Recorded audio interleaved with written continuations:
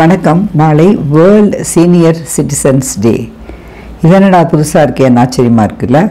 குழந்தைகள் தினம், தந்தையர் தினம், தாய் தினம், மகளிர் தினம், இந்த மாதிரி நிறையா தினங்கள் நம்ம கேள்விப்பட்டிருக்கோம். எல்லா வருஷமும் 21 ஆகஸ்ட் வந்து சீனியர் சிட்டிசன் டே. இது வந்து 1988 ரோனால்ட் ரீகன் யூஎஸ்ஏக்கு பிரசிடெண்ட்டாக இருந்தபோது அவர் ஆரம்பித்து வச்சதான். எதுக்காகனா ஓல்டு சிட்டிசன்ஸோடைய கான்ட்ரிபியூஷனை ரெக்கக்னைஸ் பண்ணணும் அப்படிங்கிறதுக்காக. இது வந்து சீனியர் சிட்டிசன்ஸோட கான்ட்ரிபியூஷனை வந்து செலிப்ரேட் பண்ணுறதுக்கான ஒரு சந்தர்ப்பமாக பார்க்கப்படுகிறது. 2011 சென்சஸ் படி சீனியர் சிட்டிசன்ஸோட பர்சன்டேஜ் நம்ம நாட்டில் 8.6% தான். அந்த சீனியர் சிட்டிசன்ஸோட ரைட்ஸ் எல்லாம் பாதுகாக்கிறதுக்காக நம்ம கவர்மெண்ட் வந்து நிறைய லெஜிஸ்லேஷன்ஸ் பாஸ் பண்ணியிருக்கு. அதில் சிலதை நம்ம மென்ஷன் பண்ணலாம். சிலது வந்து maintenance and welfare of parents and senior citizens அப்படின்னு 2007 ஒரு ஆக்ட். அவங்களோட குழந்தைகள் அவங்கள பார்த்துக்கலன்னா அந்த பேரண்ட்ஸ் வந்து ஒரு அப்ளிகேஷன் ஃபைல் பண்ணலாம். எதுக்குனாக்கா அவங்களுடைய மெயின்டெனன்ஸ்கார பணத்தை அவங்க குழந்தைகள் கொடுக்கணும் அப்படின்னு சொல்லிட்டு. எல்லா ஸ்டேட் கவர்மெண்ட்ஸும் டீசெண்டாக இருக்கிற ஓல்ட் ஏஜ் ஹோம்ஸை நிறுவி அதை மெயின்டைன் பண்ணணும். ஒருவேளை அந்த பேரண்ட்ஸ் தன்னோட குழந்தைகள் பேரில் தங்களோட சொத்தை எல்லாம் மாற்றிடுறாங்கன்னு வச்சுப்போம். அதுக்கப்புறம் அவங்க குழந்தைகள் அவங்கள பார்த்துக்கலன்னா அந்த சொத்தை அவங்கக்கிட்டேருந்து திரும்பி வாங்கிறதுக்கும் சட்டத்தில் வழி இருக்குது. இந்த கோட் ஆஃப் கிரிமினல் ப்ரொசீஜர் 1973 என்ன சொல்கிறதுனா, அவங்களுடைய குழந்தைகள் அவங்கள பார்த்துக்கல அப்படின்னு சொன்னாக்க, மெயின்டெனன்ஸ் கொடுக்கல அப்படின்னா செக்ஷன் 125 படி ஒரு ஃபர்ஸ்ட் கிளாஸ் மேஜிஸ்ட்ரேட்டே கேன் பாஸ் அன் ஆர்டர் அவங்களுக்கு வந்து மந்த்லி மெயின்டெனன்ஸ் அலவன்ஸ் கொடுக்கணும் அப்படின்னு. இந்த மாதிரி இன்கம் டேக்ஸில் கூட நிறையா கன்செஷன்ஸ் இருக்குது. சீனியர் சிட்டிசனாக இருக்கிறது ஒரு ஹாப்பினஸும் கொஞ்சம் ப்ராப்ளம் கலந்த மிக்சர். நம்மளுடைய ரெஸ்பான்சிபிலிட்டி எல்லாத்தையும் முடிச்சிட்டோம், நிம்மதியாக இப்போ நம்மளுடைய இஷ்டத்துக்கு வாழ்க்கையை வாழலாம், ட்ராவல் பண்ணலாம் அப்படின்னு நினைக்கும் போது நம்மளுக்கு கொஞ்சம் ஹெல்த் ப்ராப்ளம்ஸ்லாம் வருது. நிறைய அப்ஸ் அண்ட் டவுன்ஸ் எல்லாம் இருக்குது வாழ்க்கையில். அதில் ஹஸ்பண்ட் அண்ட் ஒய்ஃப் சேர்ந்து இருக்கும்போது சமாளிக்க முடியுது. அதில் ஒருத்தர் இல்லாமல் இருந்தால் அந்த சீனியருக்கு நிறையா ப்ராப்ளம். அதுவும் இல்லாமல் இப்போ எல்லா வீட்டு குழந்தைகளும் படிச்சுட்டு வெளிநாட்டுக்கு போயிடுறாங்க.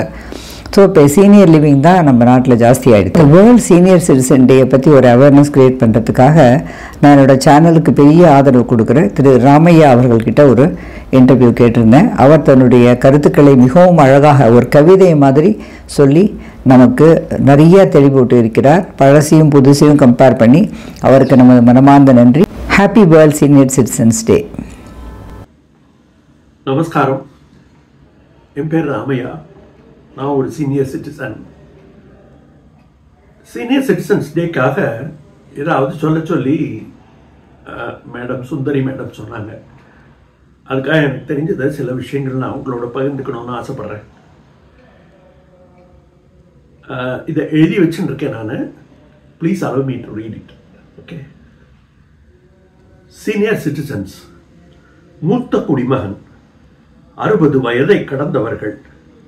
நாம் வயதை மட்டுமா கடந்தோம்? வாழ்க்கை பாதையை கடந்தோம்.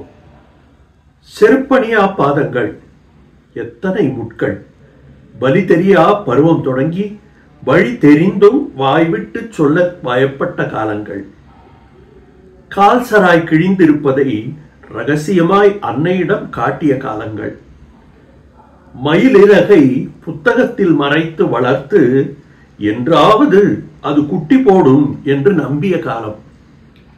அந்த பழுப்பு மஞ்சள் மதிப்பெண் அட்டை, எத்தனை தூக்கம் வராத இரவுகள். எல்லா ஆசிரியர்களும் அரக்கர்கள், கோர பற்கள், இரத்த சிவப்பு கண்கள், கையில் முள் சவுக்கு. அந்த பயத்தோடு தொடர்ந்து வீட்டில் பெற்றோர் பேயாட்டம். அடியோடு அழுதபடி தெருவில் இறங்கி யாரும் காணாதபடி கண்ணீரை சட்டையால் துடைத்த காலங்கள். கடினமாக உழைத்து கடவுள் புண்ணியத்தில் பள்ளி படிப்பை வெற்றியோடு முடித்த காலம். கல்லூரி என்ற பெரிய மாய உலகில் கொஞ்சம் சுதந்திரம், கொஞ்சம் பயம், நிறைய ஆர்வத்துடன் மீசையை தடவி தேடிய காலம்.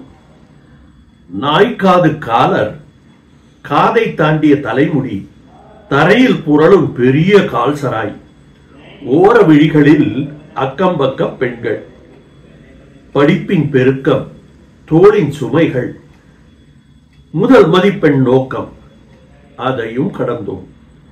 வேலை, அதை தேடும் வேலை, எத்தனை அவமானங்கள், பெற்றோரின் அங்கலாய்ப்பு, கடைசியில் கடவுளின் கருணை. வேலை கிடைத்த பெருமை, முதல் மாச சம்பளம், முழுசாக பார்த்த 400 ரூபாய். அத்தனை முகங்களிலும் மகிழ்ச்சி. அன்னைக்கு அதற்கு மேல் தெரிந்த கவலை.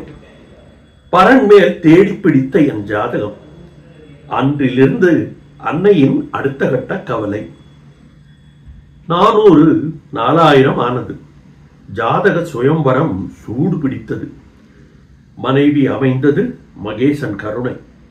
அன்னைக்கும் பிடித்தது அவளின் பெருமை. கடந்தேன். அடுத்த கட்டம். வாரிசுகள் உருவாகின. வீடு கலகலத்தது. இனி அவர்கள் கவலை. ராஜகுமாரர்களை சந்தோஷிக்க ரதங்கள். செருப்பணியா காலில் நடந்த காலம் எங்கே? இன்று ஒவ்வொருவருக்கும் 6 ஜோடி காலணிகள். போகட்டும், சந்தோஷமாக இருக்கட்டும். காதோரம் நரை வர, கையிருப்புக்கு மேலும் உழைக்க, செலவுகளை சமாளித்து பட்டம் பெற்ற மகனை பார்த்து பூரித்து நின்றோம். தேடி வந்த வெளிநாட்டு வேலை, கையசைத்து விடை பெற்ற கட்டிடம் காளை. அடுத்த காலம். பெண் தேடும் படலம். பெரிய இடம், பணம் ஏராளம், படிப்பும் அழகும் கூடவே. திருமணம். இதற்குள் எங்கள் இருவருக்கும் கைகளில் கால்களில் வலி. மாத்திரைகளின் கொண்டாட்டம். மனச்சோர்வு, உடல் சோர்வு. மாற்றிட வந்தார்கள் பேரனும் பேத்தியும். இது ஒரு கொண்டாட்ட காலம். அத்தனை வலியும் காணாமல் போன காலம். ஓடி ஓடி தேய்ந்து போன உத்தியோக சக்கரம் 60 வயதில் நின்று போனது. இனி ஓய்வுதான் என்று நினைத்தால் முழுநேர விருந்தாளியாக நோய்கள் உள்ளே புகுந்த காலம். என் வலிக்கு அவள் மருந்திட, அவள் வலிக்கு நான் நீவிவிட, படுக்கையில் பாதி நேரம் பரிதவிப்பு. அவ்வப்போது குழந்தைகளின் மயிலிறகு ஒத்தடம். இது இந்த காலம். இருவரும் ஓடுகிறோம். யார் யாரை முந்துவார்கள் என்பது அவனுக்கு மட்டும்தான் தெரியும். சற்றே திரும்பி பார்த்தால் காணவில்லை அந்த காலங்கள். நிழற்படமாய் சுவரெங்கும் அந்தந்த காலங்களை பார்க்கிறோம். காலத்தை ஓட்டுகிறோம். இது என்னுடைய கதை அல்ல. இது எல்லா மூத்த குடிமகன்களின் கதையும் இதுதான். கடந்த காலமோ திரும்புவதில்லை, நிகழ்காலமோ விரும்புவதில்லை, எதிர்காலமோ அரும்புவதில்லை. இதுதானே அறுபதின் நிலை. உனக்கென்ன குறைச்சல்?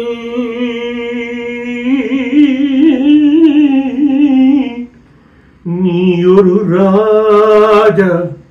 வந்தால் வரட்டும் முதுமை, வந்தால் வரட்டும் முதுமை.